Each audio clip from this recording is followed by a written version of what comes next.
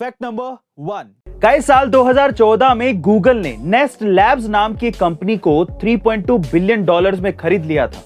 और जैसे ही इसकी खबर लोगों को लगी, लोगों ने गलती से स्टॉक मार्केट में नेस्ट लैब की जगह इससे मिलते जुलते नाम वाली एक कंपनी नेस्ट पर इन्वेस्ट कर दिया। और इस चक्कर में इस नेस्ट कंपनी का शेयर 1900% से बढ़ गया, जबकि यह कंपनी वो थी जिसे गूगल ने खरीदा ही नहीं था। जब लोगों को नेस्ट की सच्चाई पता लगी तो इस कंपनी का स्टॉक पूरी तरह से क्रैश हो गया, जिससे कई लोगों को भारी नुकसान हुआ।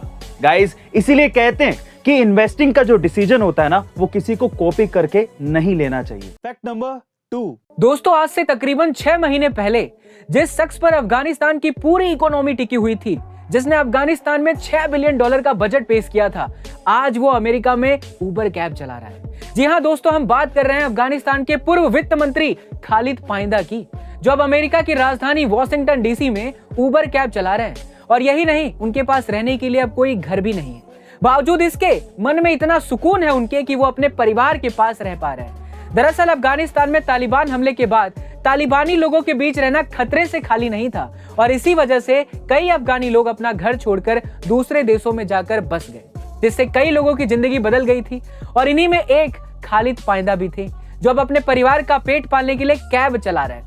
दोस्तों, सोचिए किस्मत का खेल भी कितना अजीब है, पल भर में राजा को रंक बना देता है। फैक्ट नंबर 3 जिसमें मंजिलों को पाने की चाहत होती है ना, वो समंदरों में भी पत्थरों के पुल बना लेते हैं।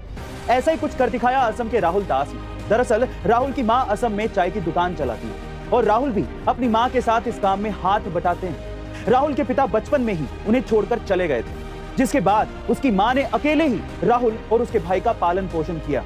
गरीबी के कारण राहुल को 12वीं के बाद पढ़ाई छोड़नी पड़ गई थी, लेकिन राहुल डॉक्टर बनना चाहते थे और उन्हें अपनी मां के काम में भी हाथ बटाना पड़ता था। इसी वजह से राहुल ने पढ़ाई के बीच में खुद ही चाय बनाने का काम किया, लेकिन ये कठिन परिस्थितियां भी राहुल को रोक नहीं पाई और आखिरकार इन सब परेशानियों को पीछे छोड़ते हुए राहुल ने नीट परीक्षा को पास करके दिल्ली एम्स में सिलेक्शन करवा लिया। गाइस, अगर आप में सही लगन और ईमानदारी है तो कोई भी आपको अपनी मंजिल को पाने से रोक नहीं सकता। फैक्ट नंबर 4 गाइस, क्या आप जानते हैं कि रेड बुल कोई एनर्जी ड्रिंक नहीं है, बल्कि वो सिर्फ एक मार्केटिंग कंपनी है जो कि हर साल करोड़ों एनर्जी ड्रिंक्स को सिर्फ बेचती है।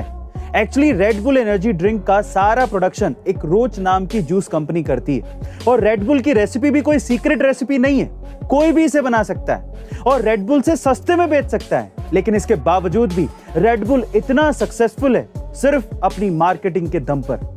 दरअसल रेड बुल अपनी कमाई का 35% अपनी मार्केटिंग में खर्च कर देता है, जो कि दूसरी कंपनियों से कई गुना ज्यादा है। और वो सिर्फ इसीलिए इतना पैसा खर्च करता है ताकि आप लोग रेड बुल के नाम पर एक ऐसी ड्रिंक खरीदते रहें जिसे वो बनाता तक नहीं है। क्या गजब दिमाग लगाया गाइस। ऐसे अमेजिंग स्ट्रेटेजिक वीडियोस के लिए शेयर, सब्सक्राइब एंड लाइक। मिलते अगली वीडियो में।